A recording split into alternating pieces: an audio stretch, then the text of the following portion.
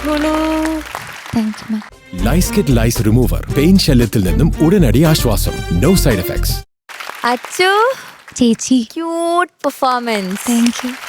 ശ്വാസമൊക്കെ കിട്ടിയോ? തിരിച്ചു വന്നാ? കിട്ടി. ഓക്കെ അല്ലേ? ഓക്കെയാ. ചോദിക്കാം. Sarath sir. Achu sir. Beautiful. ഉഗ്രം പാട്ട്, ഉഗ്രം പാട്ട്. ഈ പാട്ടൊന്നും ഇല്ലാത്ത ഗാനമേളകളില്ലായിരുന്നു പണ്ട്. ഇത് മസ്റ്റാണ്. അതെ. പുഴയോരഴകുള്ളമുണ്ടോ എടുക്കുവോ എന്നൊക്കെ ചോദിച്ച ആളുകൾ. കാര്യം ഒരു സംഭവമായിരുന്നു. ബ്യൂട്ടിഫുൾ കോമ്പസിഷൻ, അത് പറയാതിരിക്കാൻ വയ്യ. ചക്കരെ, സാർ. ഇത് ഏത് രാഗം ബേസ് ചെയ്താണ് ചെയ്തേക്കുന്നത് മാഷ്? ഇത് വാസന്തി രാഗമാണ്. ആവോ. പിന്നെ വാസന്തി രാഗത്തില് ശുദ്ധ ദൈവതമാണ് യൂസ് ചെയ്തിട്ടുള്ളത്. പക്ഷെ അതിലൊരു അന്യസ്വരം വന്നിട്ടുണ്ട്. ധാ തന്നെ വലുത് വന്നിട്ടുണ്ട്. എന്തിനായിരുന്നു അത്? അങ്ങനെയൊന്നും അതൊരു ചോദിക്കല്ലേ. രസമല്ലേ? ഒരു രാഗത്തിന് അങ്ങോട്ട് പോകുമ്പോ അതിന് ഒരു അന്യസ്വരം എന്തിനാണ്? അതൊരു രസമല്ലേ? അല്ല, അതുകൊണ്ടുള്ള അതെന്താണ് അതിന്റെ ഒരു സുഖമെന്ന് എനിക്ക് പറഞ്ഞ് മനസ്സിലാക്കി തരണം. ഞാനത് അശ്വതിയുടെ അടുത്ത് ചോദിക്കുക. സാറിന് അങ്ങനെ തോന്നിയതുകൊണ്ട്. എന്തുകൊണ്ട് അങ്ങനെ തോന്നി സാറിന്? ഒരു രസം. മോളെ, അതെന്ത് സുഖമാണടാ കേൾക്കാൻ. അയ്യോ, നമ്മൾ പ്രതീക്ഷിക്കുന്നതേ ഇല്ല, ഒരു നിവൃത്തിയില്ല. മോളെ, ഈ മകരസംക്രമ സൂര്യോദയം എന്ന് പറഞ്ഞ രവീന്ദ്ര മാഷിന്റെ ഒരു പാട്ട് അറിയാമോ? മകരസംക്രമ സൂര്യോദയം രേവതിയാണ്. ഈ മഞ്ജുളമരതക ദിവ്യോദയം ശബരിഗിരീശന്റെ തിരുസന്നിധാനത്തിൽ ശ്രീകിരണങ്ങളാൽ അഭിഷേകം. ഇതാണ് പാട്ട്. സരിമപനീസ.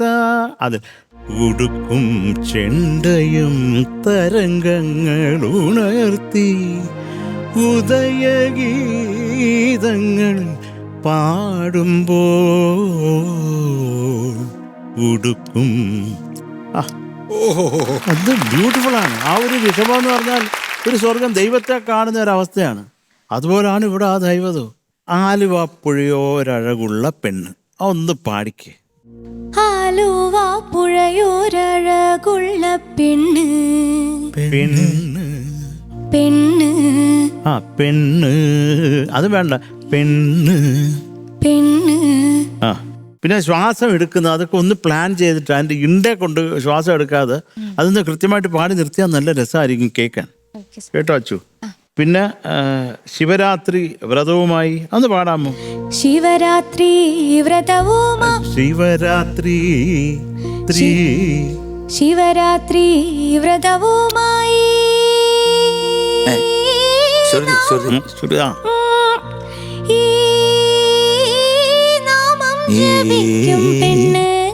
അവിടെ അങ്ങോട്ട് ചേർന്നിട്ട് അതങ്ങോട്ട് പോകുമ്പോഴാണ് അതിന്റെ ഒരു സുഖം. അത് നോക്കിക്കൊണ്ടാ മതി കേട്ടോ അച്ചു. പിന്നെ ഭ്രാന്തത്തി പെണ്ണ്, അത് അവളൊരു പാവം ഭ്രാന്തത്തി പെണ്ണ്. പെണ്ണ്, അതാണ് നോട്, പെണ്ണ് പെണ്ണ്.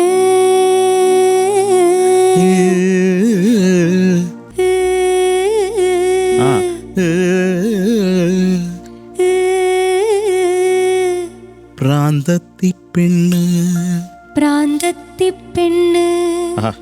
ഇത് രസമാണ്. അവിടെ കൊണ്ട് അത് കേട്ട് തുടങ്ങുമ്പോ അയ്യോ ബ്യൂട്ടിഫുൾ. ഊരി എറിഞ്ഞ് ഒന്ന് ശരിക്കും നന്നായിട്ട് പാടിയാലോ അച്ചു? അത് അടുത്തല്ല. കാലിലെ കൊലുസെല്ലാം ഊരി എറിഞ്ഞ്. കാലിലെ കൊലുസെല്ലാം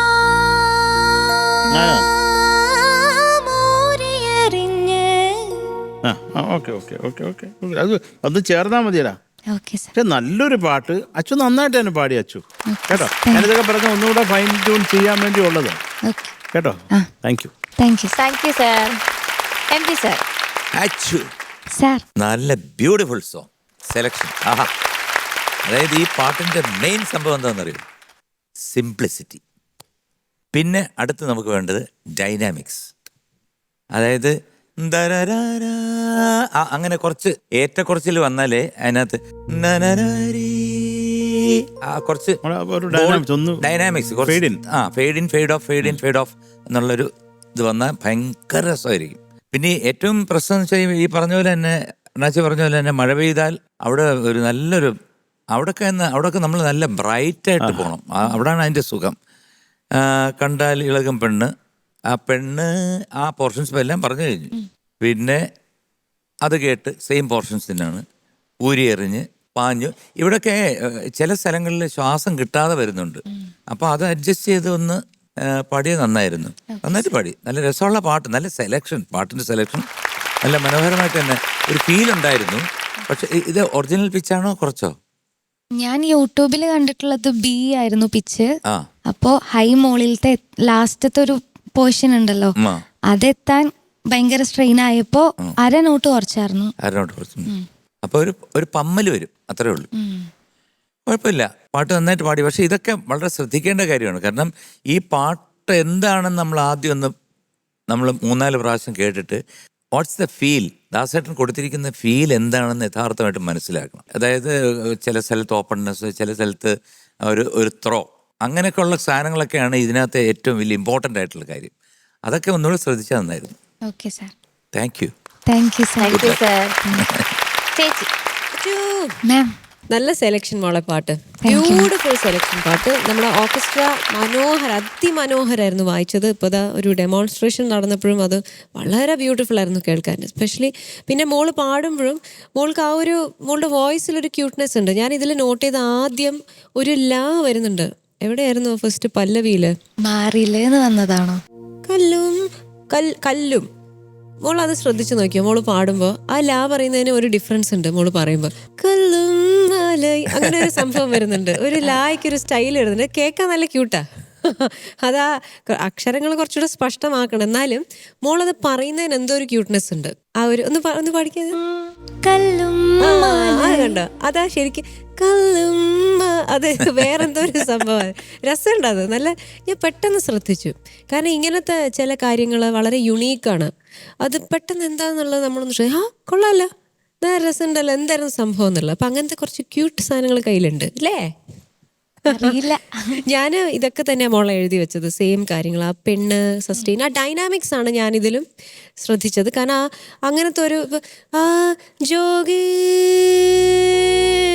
ജോഗിരേ ജോഗി ജോഗിരേ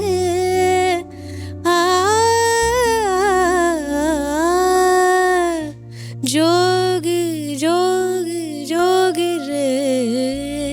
അപ്പം ആ ഒരു നമുക്ക് ഈ ഭക്തിയൊക്കെ മിക്സായിട്ട് വരില്ലേ? ആ ഭക്തിയൊക്കെ മിക്സായിട്ട് വരുന്ന പോലെയുള്ളൊരു ഫീലാണ് ഈ രാഗ കേൾക്കുമ്പോഴും നമുക്ക് വരുന്നത്. ഈ ഒരു സ്കെയിൽ കേൾക്കുമ്പോൾ ഇപ്പം സാർ പറഞ്ഞ ആ ഡൈനാമിക്സ് ആണ് കുറച്ചുകൂടി കൊണ്ടുവരാൻ ശ്രമിച്ചാൽ ബ്യൂട്ടിഫുൾ ആവും. ഇതിൽ മോൾ ആ സസ്റ്റെയിനൊക്കെ ഇപ്പോൾ ശരത് സാർ പറഞ്ഞില്ലേ, ആ ശ്വാസത്തിൻ്റെ കാര്യം പറഞ്ഞില്ലേ, അത് തീർന്നു പോകുന്നു പെട്ടെന്ന്. അപ്പം അത് മോളൊന്ന് പ്ലാൻ ചെയ്തിട്ട് റെഡിയാക്കിയാൽ ഇപ്പോൾ പെണ്ണ് എന്തൊക്കെയാണോ അതിൻ്റെ വിബ്രാറ്റോസ് വരുന്നത് പാട്ടിലുള്ളത് എന്താണെന്ന് വെച്ചാൽ അതൊന്ന് സസ്റ്റെയിൻ ആവാമായിരുന്നു. പെട്ടെന്ന് കട്ടായി പോയ പോലെ തോന്നി. അപ്പം മോൾക്ക് ആ ഒരു ശ്വാസം ഫിനിഷ് ആവുന്നില്ല എന്നുള്ളതാണ് എനിക്ക് തോന്നിയത്. അപ്പോൾ കുഞ്ഞ് ഒന്ന് അത് റെഡിയാക്കി എടുക്കുക. ഓക്കെ, അതർവൈസ് നന്നായിട്ട് തന്നെ പാടി. God bless you. Thank you ചേച്ചി. ഷാനിക്ക. അച്ചു സാർ. അച്ചു നല്ല രസമുണ്ടായിരുന്നു അച്ചു. Thank you sir. ഇപ്പം ഇതിൻ്റെ കാര്യങ്ങളൊക്കെ ഇവർ പറഞ്ഞു. എനിക്ക് ഏറ്റവും സന്തോഷമുള്ളൊരു കാര്യം അച്ചുവിൻ്റെ ഉള്ളിലെ വേഴ്സറ്റാലിറ്റി പുറത്തു വരുന്നു എന്നുള്ളതാണ്. ഞാൻ ഇതിൽ പോസിറ്റീവ്സ് മാത്രമേ ഞാൻ കാണുന്നുള്ളൂ. കാരണം ഇതിന് മുന്നേ ഭയങ്കര വേറെ എൻറ്റയർലി ഡിഫറെൻ്റ് ആയിട്ടുള്ള ഒരു ടോണിൽ കുറേ പാട്ട് പാടിയിട്ട് പിന്നെ കഴിഞ്ഞ സോങ്ങും ഈ സോങ്ങും എൻറ്റയർലി ഡിഫറെൻ്റ് ആയിട്ടുള്ളൊരു ടോണിലാണ് അച്ചു പാടിയത്. അച്ചുവിനെയും കൊണ്ട് സ്റ്റുഡിയോയിൽ പോയി കഴിഞ്ഞാൽ നമുക്ക് അർമാദിക്കാം, ഒരു രക്ഷയില്ല. മോളുടെ വേഴ്സറ്റാലിറ്റി മോള് ഇപ്പം എക്സ്പ്ലോർ ചെയ്യുന്നുണ്ട്, അത് അടിപൊളിയാണ്. Thank you sir. അപ്പോൾ ഈ ഒരു ഇന്നസെൻസും കാര്യങ്ങളൊക്കെ ഈ ഒരു ടാലൻറ്റും കീപ്പ് ചെയ്യാം. ഇത് നന്നായിട്ട് പാടിയിട്ടുണ്ട്. ഇവർ പറഞ്ഞ കാര്യങ്ങളൊക്കെ മനസ്സിൽ വെക്കാം കേട്ടോ. നമുക്ക് സ്റ്റുഡിയോയിൽ വർക്ക് ചെയ്യാനുള്ള ഒരു ഭാഗ്യം ഉണ്ടാവട്ടെ. മോളൊരു ബ്ലെസ്ഡ് ചൈൽഡാണ്, അത് ഓർക്കാം കേട്ടോ. ഭയങ്കര ഇന്നസെന്റ് ആണ്, നമുക്ക് എല്ലാവർക്കും ഭയങ്കര ഇഷ്ടമാണ് അച്ചുവിനെ. Thank you sir. Okay, all the best മോളെ. താങ്ക് യു ഷാനിക്ക. ഓക്കെ, മാർക്സ് ചോദിക്കാം. M G sir. Achu sir. 9.2. Thank you sir. Thank you sir. Sarath sir 9.3. Thank you sir. Thank you sir. ചേച്ചി പെണ്ണേ മാർക്സ് ദാ. Thank you. Okay so total 18.5. Thank you. Super. Okay bye. Ni pa maga